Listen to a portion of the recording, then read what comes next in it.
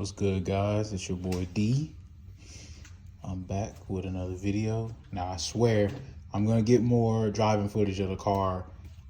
I've just been doing a lot of changes to the car, adding things, fixing some things here and there that I could have done better. But I am going to get more driving footage of the car. So some updates. The car was down. There was a couple of lines that I needed to fix. I had some issues with some of the coolant lines going to the turbo. So ended up taking everything off again, putting the coolant lines on. But we have a little bit more extra vacuum lines here, and there's a reason for that. So we got around to installing a Cortex boost controller. You can see there's some vacuum hose coming out here. And if I pull this off, there's a MAC valve right there in the rain tray. So got a Cortex boost controller in, and so people that aren't familiar with the Cortex boost controller, one of the big features that it has is it's a boost by gear type of boost controller. So, and it actually doesn't rely on any type of switches in the transmission. You don't have to install anything like that. The controller goes by your speed and RPM, and it uses both of those factors to come out with a ratio to predict what gear that you're in. And that's how it does boost by gear. So I had the whole interior part to get all the wiring done, but you can see that I'm running the CJM vent pod. It's a pretty cool vent pod. If anybody is looking for another way to mount their gauges, that's a dope gauge pod. So that's the Cortex boost gauge display.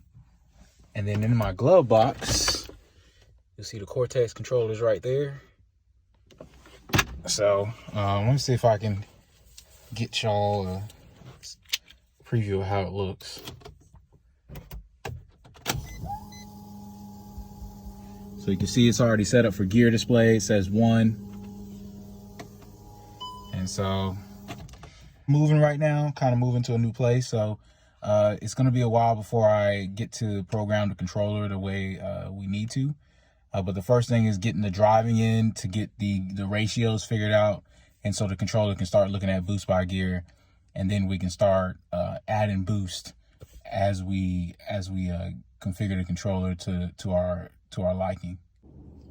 All right, so the next update is I've been on a search for a good trunk wing to put on the GLI.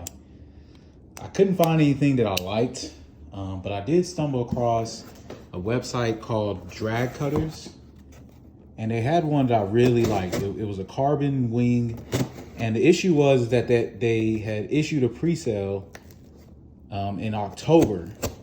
And so I reached out to them. I was kind of doubtful that they had any of these left. I assumed everybody had ordered theirs and got theirs, but I happened to get the last one. So I lucked out, and let me show y'all what it looks like. It just got here today.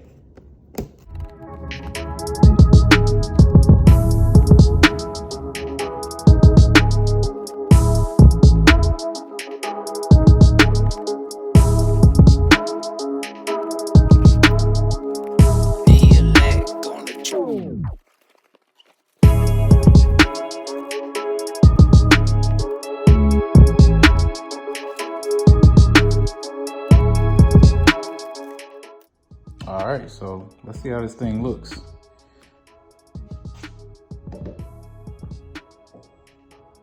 That's beautiful. I like this one. This one is more unique than the ones that are currently being offered for the Mark 6 platform or the Mark 6.5.